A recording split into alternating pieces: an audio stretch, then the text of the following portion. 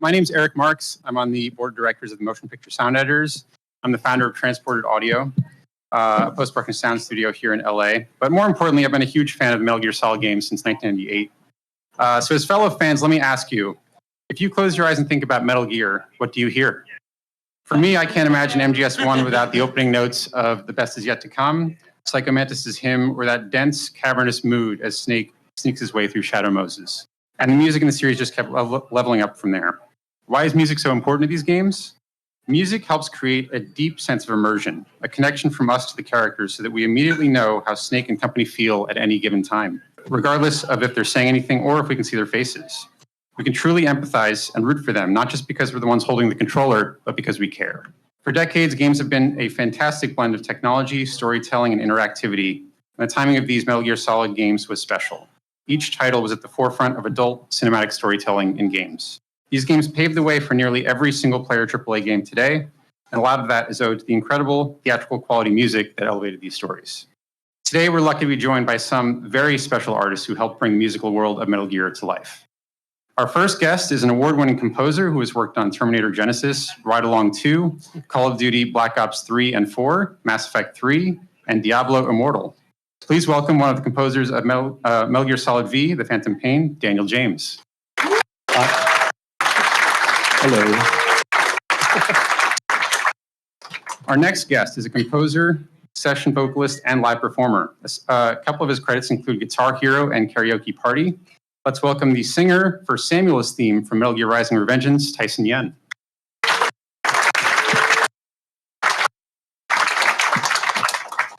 Our next guest is a composer whose credits include The Crow, Wicked Prayer, Homeland, Ray Donovan, Lord of the Rings, Battle for Middle-earth, Dead Rising, and Lost Planet 1 and 2. Please welcome the lead composer of Metal Gear Rising Revengence, Jamie Christopherson. Yo. Our next guest wrote the theme for Critical Role and hosts a show called Geek and Sundry. He hosts content for Dungeons & Dragons, Renegade Games, Steamforged Games, and GaryCon. Please welcome the singer of Rules of Nature from Metal Gear Rising Revengence, Jason Charles Miller. Ooh.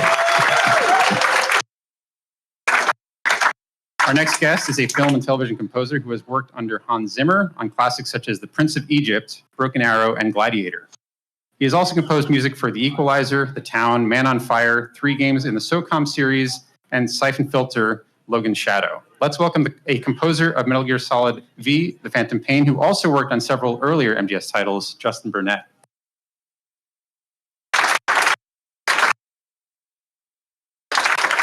And our final guest has been nominated for 2 Emmys, was the recipient of the BMI Icon Award, as well as the prestigious Society of Composers and Lyricists Ambassador Award. A few of his numerous credits include all 4 Shrek films, The Rock, Enemy of the State, Spy Kids, The Chronicles of Narnia, X-Men Origins Wolverine, The Meg, and The Martian.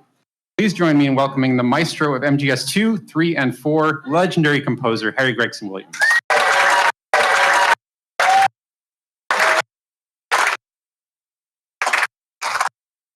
I want to start with a rapid-fire question. I'll have a few of these just for the group. Do you remember your first experience playing a Metal Gear Solid game, and what impact did it have on you? Let's start with you, Dan. Yeah, my first Metal Gear, Metal Gear Solid 1 was the first one I played when I was a kid. My parents actually bought it for me secondhand, and it didn't have the CD case. So all of you know that there's a part in that game where I was completely confused without the internet as a 13-year-old child. But yeah, I knew from that moment on that I wanted to work in video games. And then when I heard Harry's soundtrack to Metal Gear Solid 2 in the trailer a few years later, I knew I wanted to do music. Harry's actually the reason I'm a composer, so it's a dream for me to be here. So for me, Metal Gear means everything. It means the reason I do what I do, and yeah, it's everything. Amazing. My first introduction to Metal Gear was on the Nintendo Entertainment System. Wasn't Metal Gear Solid, so yeah, I remember blowing in that cartridge, putting it in there, getting Snake going through there, getting his pack of smokes, going past the dogs, doing all that cool stuff. After that, I didn't really play much video games. I just got into Revengence. I'm working on Revengence on hard mode right now, trying to beat Sam. I'm trying to get on Revengence mode, so I'm doing well. Wish me luck. Yeah, I also started probably on Metal Gear Solid 2. And when I just saw the opening cinematic with Harry's music, I was like, what just happened? It's like all of a sudden my thinking of video game, like the cinematic quality, I was like, okay, yeah, I want to get into video game music. And I was fortunate enough to join that world several years later. So very good. Amazing. For me, it just really inspired me to get the biggest box that I could get and hide inside of it and just walk around with it. So I think it was the very first one because I do remember blowing into the cartridge. So. Well, I'm not going to lie. I've never played Metal Gear Solid from beginning to end. I know that's probably a shameful confession, but it's the truth. However, I've thoroughly enjoyed my association with it from beginning to end. And in fact, my first real impression of what the game might look like was probably, I don't know, when Hideo Kojima gave me, I think there was a convention, was it called E2 then, or E3? E3, something like that. And he gave me, I think it was like an 8 or 10 minute piece. And actually, it was cut film. It was like a film to me. So that's what I've been trying to become, was a film composer. So it was actually something really lovely for me to work on because there were moving pictures and it didn't involve me trying to play the game to understand what was going on. I could have it up on my screen in my studio and I was able to write this, I guess it was like a long trailer, right? Something like that. But that was my first real experience of that, thinking, wow, this really could be something. And Hideo had said to me, I just want this to feel and sound like a big Hollywood movie. So those were my instructions. Yeah, my first experience would have been with Metal Gear Solid 2, and luckily it's all personal for me. Harry introduced me to the Metal Gear series by asking me to help out on that, and I remember playing the game after it came out and played it all the way through, but now that's been 23 years ago, so it's all a little foggy since then. And all the video games after that, the Metal Gears, I followed them and got to work on stuff. Metal Gear 5, of course, was a big honor to be a part of. Amazing. Harry and Justin, you both came from the world of film and began on MGS2 at a time when music production values in games were nowhere near film music. After working on so many amazing films, what appealed to you about writing music for an interactive story? Well, I can tell you what appealed to me. It was, flattery will get you everywhere. I got a letter from Hideo. It was before the advent of emails, I think. Shows you when that was. I got a letter from him saying, I heard your music on The Rock, on Armageddon, I think, on Enemy of the State. I'd like my game to sound like that. Now, that might not sound like a particularly strange thing to say, but it was because those films were actually Hans Zimmer's scores, not mine. But I had contributed to them, and in our work as film composers, we would, if you wrote a cue or two for a main composer, you might get an additional music credit. That's what you're always after when you're starting off as a film composer, additional music. Now, Hans had given me a chance to write a couple of cues on The Rock, on Armageddon, on these big movies. They were his scores, all his themes, all his stuff, but I was just, making the tea in the background. So, I had a couple of chances, but somehow Hideo had found out which cues I had written and written to me. So when that came to me and I showed it to Hans, he's like, damn, why wasn't he asking me? I forgot what the question was now. I think I've said enough. There are some significant musical leaps between MGS1 and MGS2. As you both were building the musical themes of the game and character-specific music, where did you look for inspiration outside of the game itself? Well, mostly you're looking for, you're kind of trying to create the world of Metal Gear. So you have to kind of dig deep inside and think about, place yourself in that. I know doing Metal Gear 2, we had a large roadmap to it, but whenever I got to take part in 3 or even 5, we were kind of redefining the world in many ways. And I guess the dystopia of 5 really helped bring together a sound. And working with Ludwig on creating that sound and Hideo was really important. Yeah, well, the main jumping off point for me was right at the beginning of my process, Metal Gear Solid 2, after Hideo had enrolled me. He said, we've got a theme for Metal Gear Solid 1, but it's not really working. It's not the best it could be. Could you take it? I don't know who wrote it. I think a guy called Tappy. I'm not sure. Yeah. He said, look, you can just take a couple of the notes if you want, and you can throw out the rest, make it your own. So that was the first thing I did without really thinking about it as part of a game, just wrote a piece of music, this tune, and just orchestrated it. And that then became the E3 thing that I talked about earlier. And then that's the theme that I took forward to score I nearly said the movies, the games. Yeah. Amazing. What did you enjoy about the creative process of working on a game compared to films for you, Harry and Justin? Like, what did you enjoy about that compared to film? And also, what do you enjoy about working with Kojima? Well, Hideo's a good guy. He's got a wicked sense of humor. He's also a perfectionist. But back then, I believe, and I don't do too many video games these days, but I believe things have moved on a bit. But back then, he would send me a note which said, write 30 seconds of sneaky. And I'd been used to looking up on my screen, whether I was scoring Man on Fire or one of these movies. That's where I got my inspiration, what the actors were doing on screen, trying to tell that story. So because he couldn't give me any gameplay, there was nothing to show me. There was nothing I could see. He sent me stills of what the characters would look like, Snake would look like. But what he would send me these little things, write me 30 seconds of sneaky. So I'd write 30 seconds of sneaky, send it to him, and he'd get back and say, look, now let's put more tension into sneaky and expand it to a minute. So this is someone's not just sneaking around. Imagine he's being watched, but he doesn't know that. So gradually he'd build up these words that I were able to follow like a roadmap. And gradually that would become a whole page, almost like a script. So I was able to follow that. And then we'd turn to action, then we'd turn to ambience and all the rest of the things. But it was, I think these days, and these people will probably be able to tell you far better than me, I think you're actually writing to moving pictures, right? Or a little bit more. I think back then it was quite basic. And I had never met him until near the end, actually.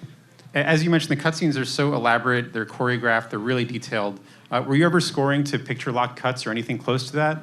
For Metal Gear 5, we were. A large part of my part in it was mostly scoring the cutscenes, and we would get picture-lock cuts for that. For the earlier stuff, I don't recall that. That's much more like scoring a film. If you're given cutscenes.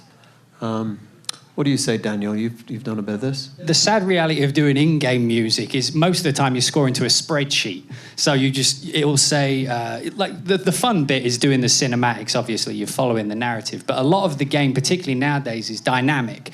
So the music isn't just one piece of music. It will be, okay, there's caution, and then there's caution, but an enemy's close by, so a layer will start to come up over the top of that. And all of these different elements need to sort of work together in a very structured format for it to work in time with what the players are actually doing. When you've got picture, obviously when every single moment's going to happen. You can anticipate it, you can land, you can hit on it. But in-game, which is where a lot of the gameplay music, the kind of thing that I was hired to do, you literally get a spreadsheet with timings and fixed amounts where you have to have these different layers that will both work in isolation, so they have to be cool sounding, like they can't just be a random sound. So you end up doing, like I mentioned, like a cautionary layer underneath, and then maybe an enemy's close by, so you bring in like a sound effect, like a scraping bow or something, to alert the player so that they know that something's happening, and then maybe have like a pulse layer, like dum dum dum dum dum, which will slowly get louder and louder as the enemy gets closer to you. And so that's sort of what we were doing on Metal Gear Solid 5. It's sort of, the music in the game was more there to alert and allow the player to sort of subconsciously understand what's happening around them in an open world environment. without having to see it all. So you could feel that an enemy was getting closer, even if you didn't know where they were. So like you'd walk into an area and you'd be like, oh, hang on, the music's telling me something here. Maybe I should slow down and, lay down or something. And then the music starts getting louder. And so you start instinctively looking around, trying to figure out where it is. So for me, like Harry gets all the fun stuff with all the big booms and stuff. People like me, we get like a little spreadsheet and they're like, you've got 10 minutes, get on it, and we deliver like 30 seconds and then 30 seconds on top of that and 30 seconds on top of that. Sometimes it'll be a few minutes. But in general, like if you're doing in-game music, most of it tends to be to an actual spreadsheet. Not that inspiring, but usually what I'll do is watch what Harry's doing, get inspired by that, and then pretend that I'm doing that bit, Yeah, obviously, what's incredible to me is that, a lot of what you all did, everyone here really contributed towards the growth of that, towards what interactive music is now in games. Harry and Justin, with MGS2, your production values and instrumentation jumped so significantly at a time when the games industry was really still trying to figure out how to make movie-sized experiences. I think a lot of studios followed your lead in the years thereafter. Did you feel like pioneers at the time, or was it challenging not to be able to lean on fellow composers to learn about the process? Oh, I don't think I felt like a pioneer at all. But what I did feel like was that I was taking a bit of a risk because I came to LA to try and be a film composer, and film composers didn't do TV at the time. My boss, Hans Zimmer at the time, he wasn't doing some little TV show. The guy was knocking out big, fat movies. And I wanted to do that. And he I'm not joking when he said to me, hey, how come they didn't ask me to do that? How come they're asking you? But that was very Hans. But he said, look, don't take your eye off the ball. I don't know where this video game thing's going. I'd watch out. Mind you, if you look at his history, the guy leapt on the video games, didn't he? He was just a bit late to the party.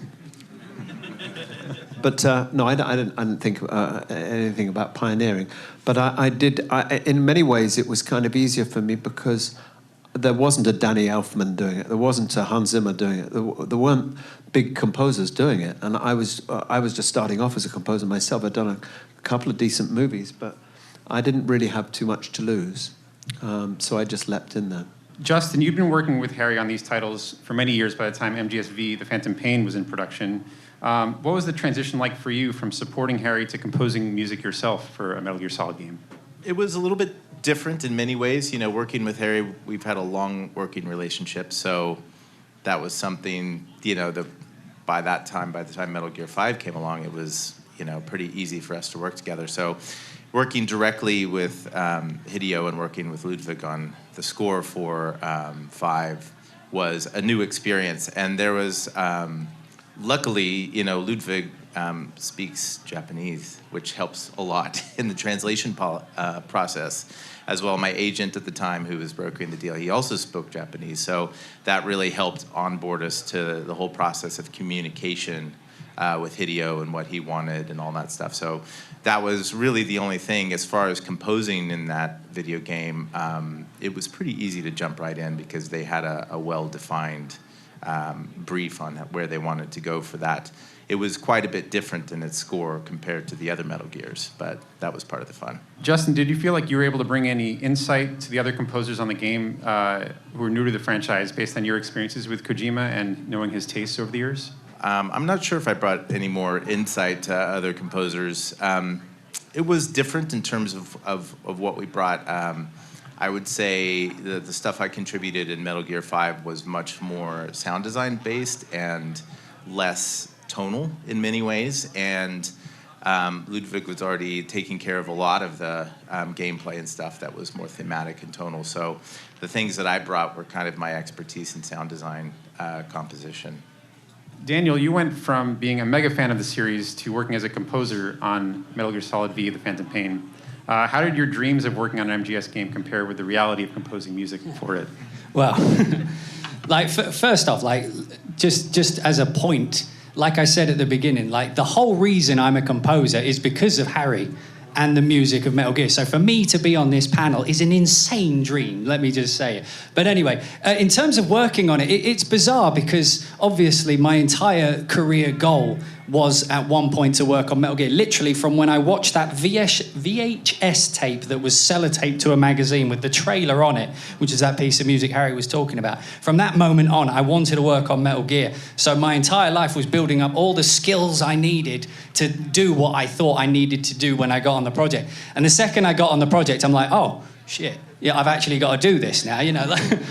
And so obviously it was an immense amount of pressure at first, but the thing I realized is that working on a dream project or working on, you know, just another project down the week, you tend to find that when you work in the creative arts, it doesn't matter what you work on, it's more what can you provide to the project. And I always thought it would be some big special moment, you know, like I would be amazed that I'm working on Metal Gear finally. But what it actually ended up being was, oh, I finally get to contribute my take on Metal Gear, but within, I get to contribute like my artistic touch to a world that already exists. So it was like a dream come true. I mean, like in terms of the actual work, it's no different than working on anything else. But it was like being able to paint with the Metal Gear color finally, you know? And it was such a fulfilling moment. But in terms of the day-to-day work, same as any, very stressful, lots of notes, lots of things to change. But no, it was great fun, really great fun. That's amazing. I think to everyone curious out there, I think the trailer we're talking about is the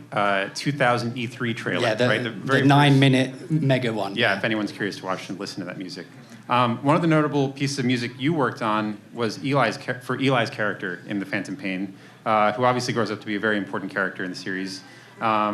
And you can argue it was kind of musical sound design, not just music. So I was curious your creative process for building that right, music. So as Justin mentioned, on Metal Gear Solid 5, a lot of the themes and a lot of the kind of musical approach was more tonal than melodic. Metal Gear had been very melodic and lots of melodies up until that point. But Metal Gear Solid 5 was a lot more textural. And so one of my actual jobs is I was a musical sound designer. So what I would do is I would take random instruments or like a washing machine, just throw a razor in there, electric razor, let it vibrate, record the sound of it, and then turn it into instruments that composers like us can play on a computer, right? And so what I did, the first job I did, was make a whole bunch of these sounds. And one of the first things I did was, when I was on the project, is I flew to Tokyo to hang out with Ludwig, and we had a recording session. Like there was a little recording booth there. And I can't remember if I broke it, but like we went into the recording room and there was a music stand and we broke the leg off it by accident.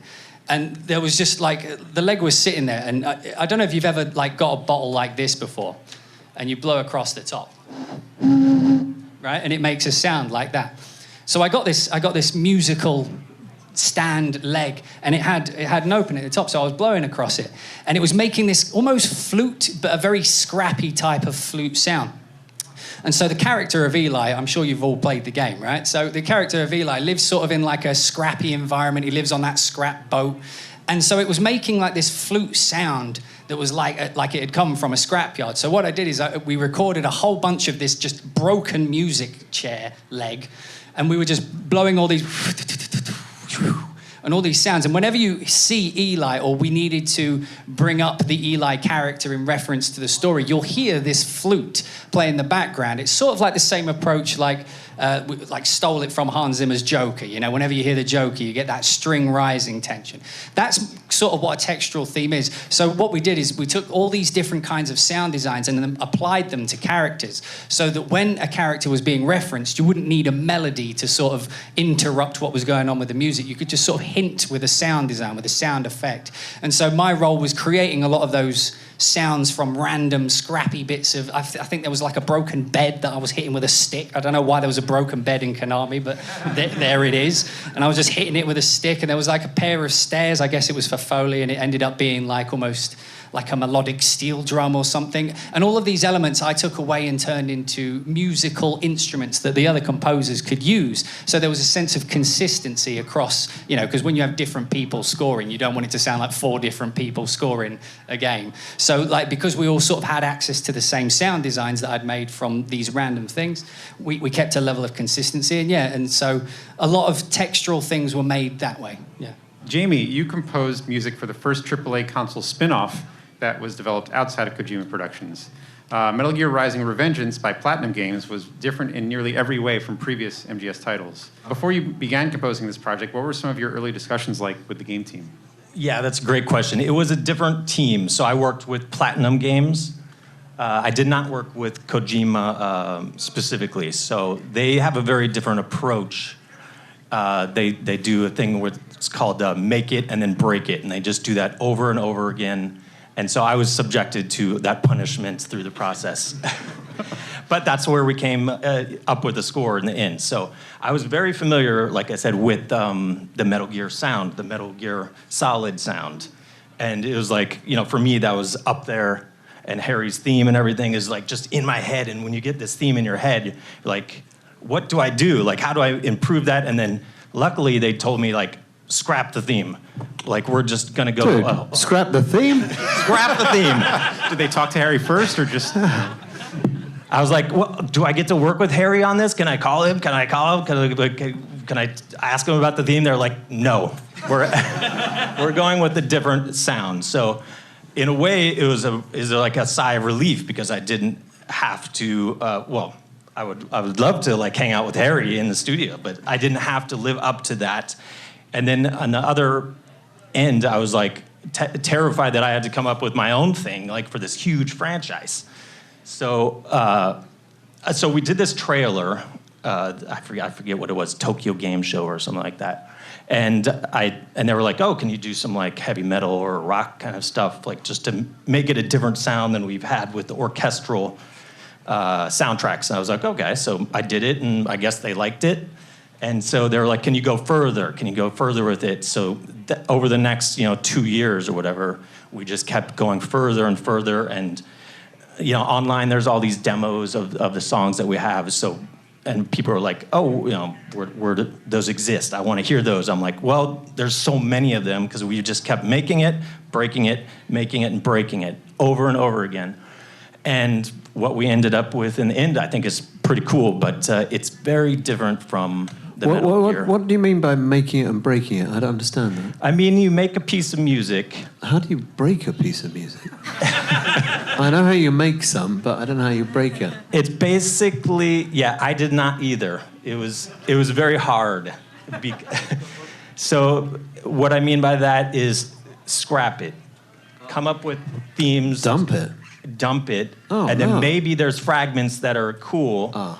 Or maybe we want something from this song mixed with another song, and like, let's just chop it up. So I would send them stems. They would send me some things like back, oh, what if we did this and that and that? And so our melodic stuff went through many iterations. And, probably the thing that distinguishes the game sonically, most apart from the solid music, is the boss fight stuff. So that was all pure heavy metal, like electronic kind of stuff. So very different. The orchestral part of the score, there is some things that tie into the Metal Gear universe for sure. Mm-hmm. But anyway, a very different approach, and there we go. Amazing. What were some of your goals with the music for this game? Is it so different, almost like a blank slate? Like, what were your goals with that? Well, they had a very specific vision of having a song for every boss. So that was great. So we had 13 bosses and some sub-bosses. So we knew that those were going to be vocal songs, so like real songs. So we had those, and we tackled those first. Those took a long time, like a year or something like that. And what was the question again? Oh, just like your goals overall. For my goals were just, I don't know, to come up with something cool. To survive, exactly. After the music kept getting broken, what do you find was your biggest challenge while working on the games, and how did you end up overcoming it? I guess it's just repetition. It just kind of wore me down, and then by the end, because I'd never written like pure heavy metal before.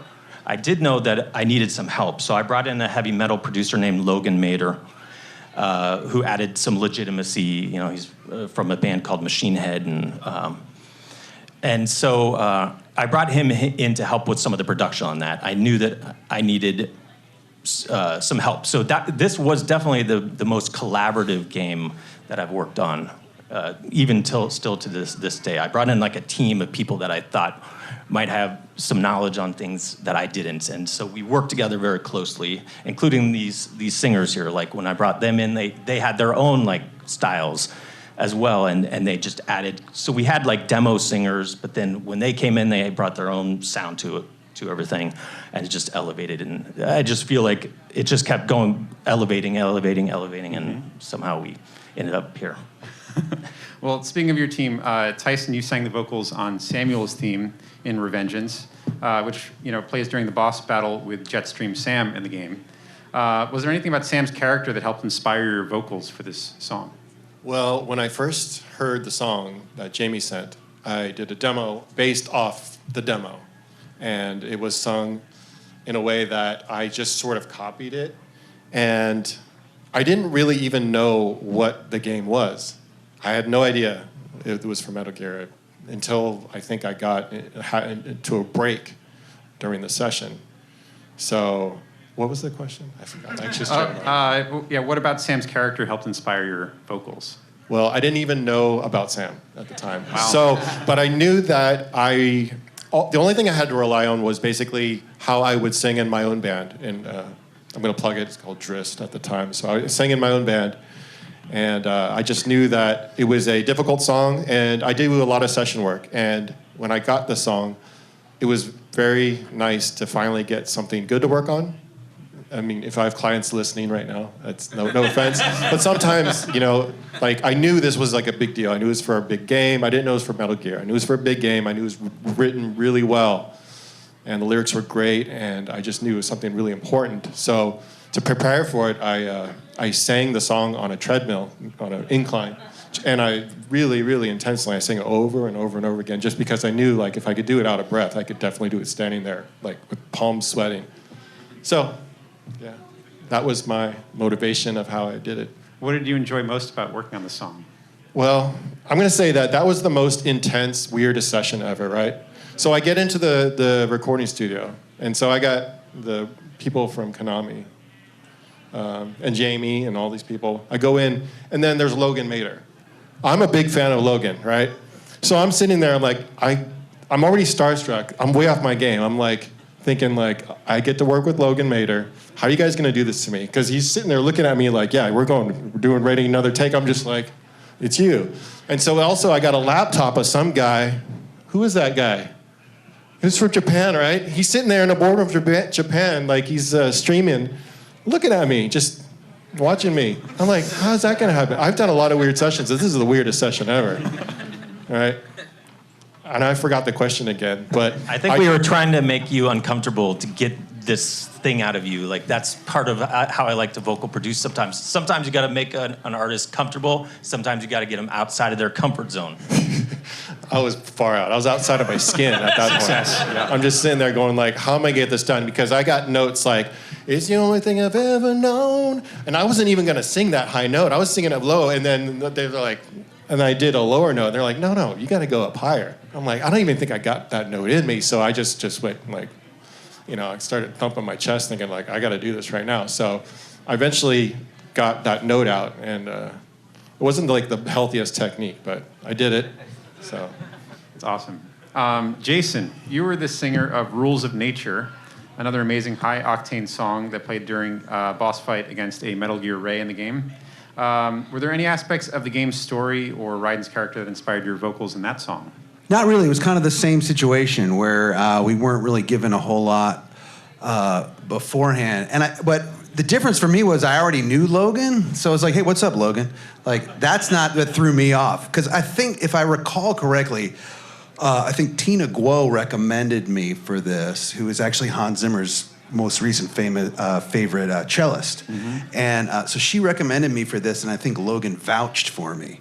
But when I got there, and the interesting thing is, since I'd done Rules of Nature, I think everyone thinks that my natural range is way higher than it is because of Rules of Nature. So this has happened to me on Final Fantasy XIV, all the time, and on DC Superhero Girls, I get sent these songs that are way higher than I can actually comfortably sing. But as long as I'm in the studio, I can do it. I have to recreate it night after night. That's a whole other situation.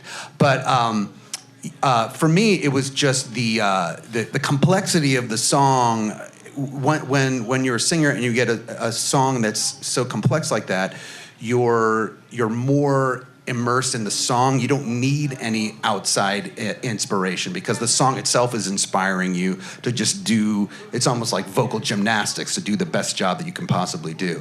But it's the same thing. There's people watching you on a screen that are just sort of sitting there in a boardroom, and then there's like 4 or 5 people in the studio, and somebody, you can see the guy in the boardroom is talking to the people in the control room, but you can't hear it. So you're like, oh God, they hate me. They hated this. This sucked.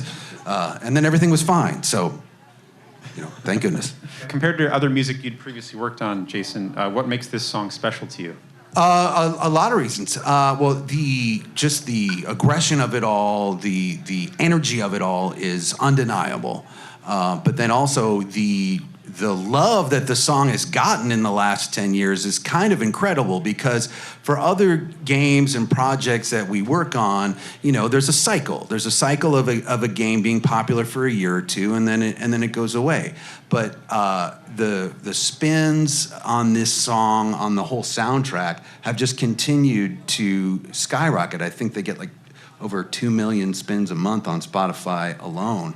And I know the popularity of the game is back as well. So that's really what's something that's special for me, is just, I'm the rules of nature guy. And everybody, there's a whole group of people that just know me as the rules of nature guy. And then when they connect the dots and see the other things that I've done, same with Tyson, when they connect the dots and see what you've done, then like, oh, you were on that, you were on that, you were on that. But it all kind of starts with being the rules of nature guy. So.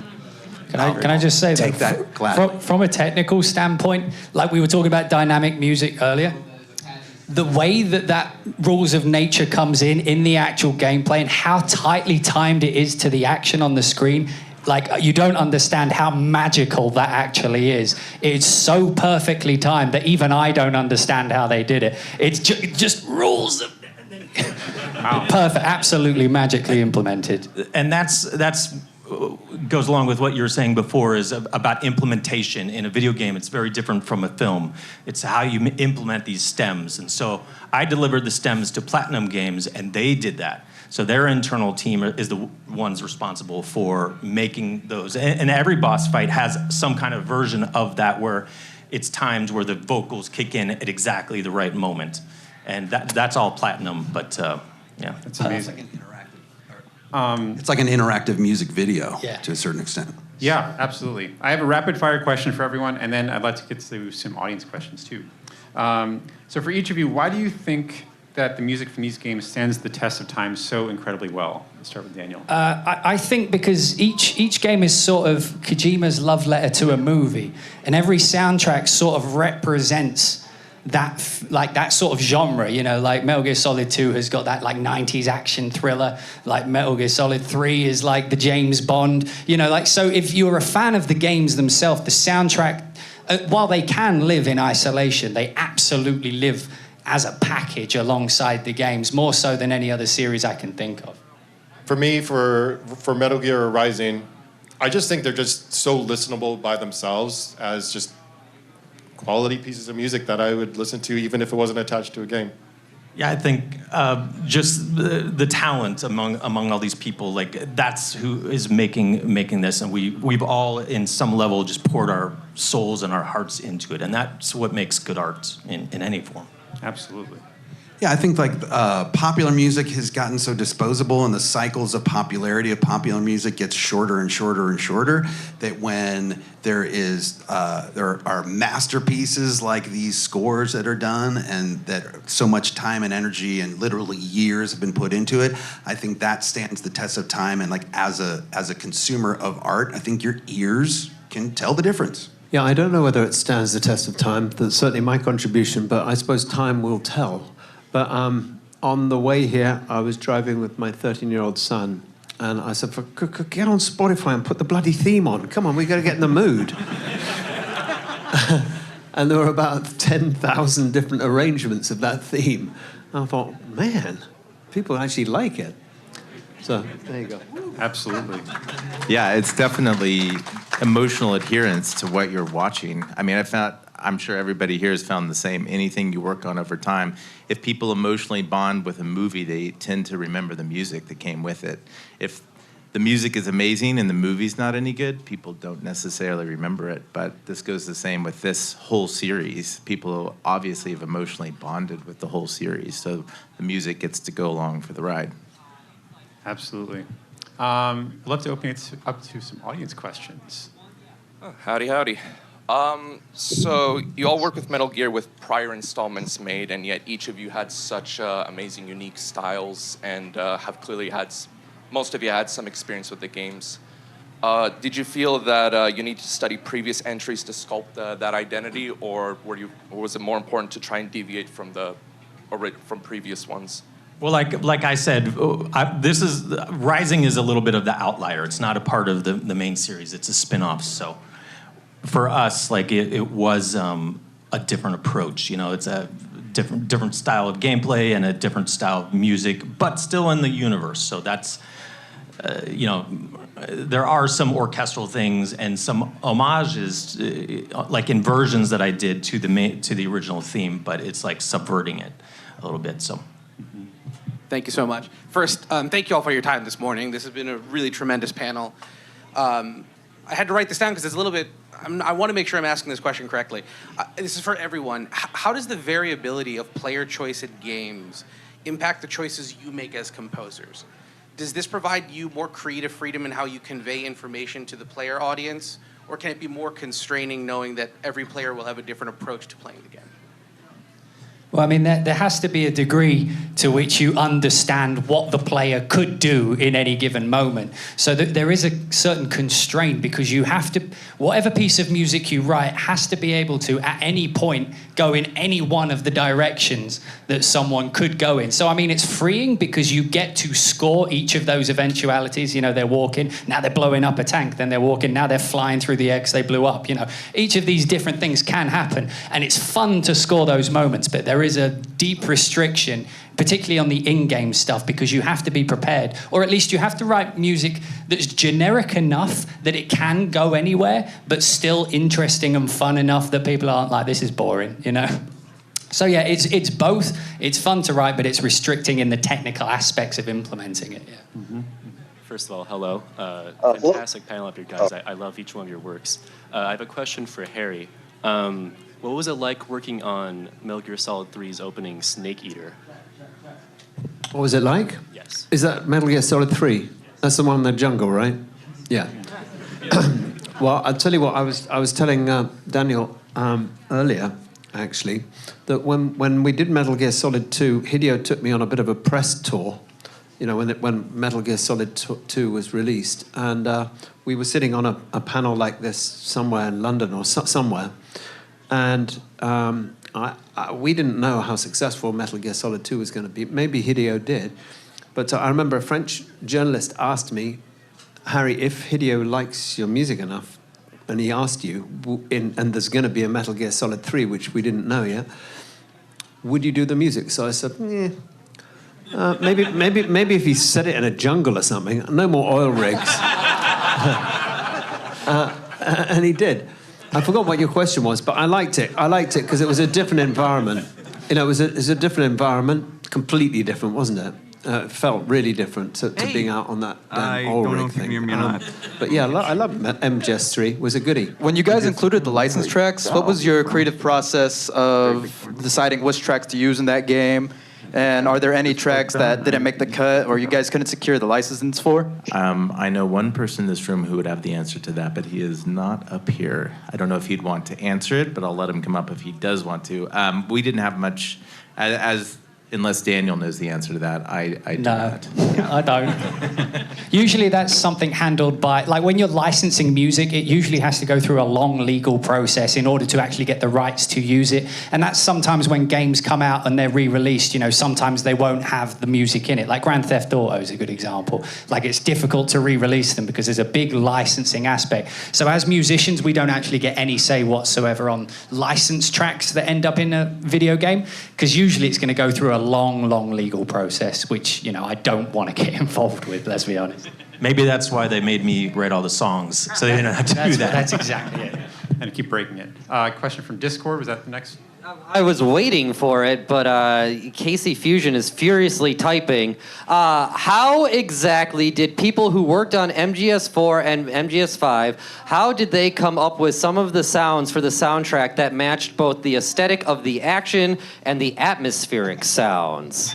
Well, I mean, as the musical sound designer on the project, like I mentioned at the beginning, Metal Gear was what I wanted to do my whole life. So I was training for that moment my entire life by studying every score, every soundtrack. Like I said, Harry is the reason I became a composer. So I was, following his lead on films like Man on Fire, for example. Very cinematic type sound design. But in terms of what was the question? How we made them? How did you match the aesthetic of both the action-packed and the atmospheric sounds? Yeah, so particularly on the sound design, a lot of mine was referencing, almost not directly, but like looking at the language of film music itself. Like when you see a desert, you know what you're expecting to hear. You can probably all imagine like the woodwind sounds, like maybe the bowed electric guitar. Like there is a language of music that people just inherently understand from watching movies, which they may not understand. So for me, it was just a case of going through all of the different locations and situations that we had in the games and then trying to match that language with unique, bespoke sounds that had never been heard before. I've got a question. Oh, yeah. I've got a question that I wanted my son to ask, but I don't think he's going to. Because he asked me this morning, and I haven't a bloody clue. But I don't know whether anyone in this room knows. Will there be another Metal Gear Solid game? That was the question. Anyone want to take that? Does anybody know the answer? Mind you, if you dump the theme... Remake or brand new game, I guess, is the question. Because we're getting a remake, but as far as brand new game, I mean, he always wanted it to continue. And I hope that one day a team at Konami will step up, because I think it would be a shame to just let it languish. Yeah, I think this convention itself is enough to say that there is a demand, right? 100%. I have one more random question. If we somehow pulled together and put a concert of all Metal Gear music, who would raise their hands? Who would do it? It looks like it's on. Yeah, that'd be fun. Awesome. I have one more question for the group, and then a request. What do you hope fans will remember most about your work on these games? For me, it's just that I was on it. That's all I ever wanted. So just that I was there at the table. Memory's broken. That's all I got to say. The truth goes unspoken. I just hope that they remember that it was good. I'll second that. Well, to me, the evidence is in your fandom. It's like clearly you guys already enjoy it, so that's enough. This lamp right here is going to be signed by the 3 composers and singers from Revengence, and it'll be on auction through the Wounded Warrior project out there. So hopefully you all will auction for that, signed by these musicians. Lastly, can we just get a "Kept You Waiting, Huh" from everyone here? I would love to hear it. Kept you waiting, huh? Kept you waiting, huh? Kept you waiting, huh? Kept you waiting, huh? I don't know what you're talking about. Just going to leave it with that. Thank you all so much. Really appreciate it. Thank you, everyone, for coming.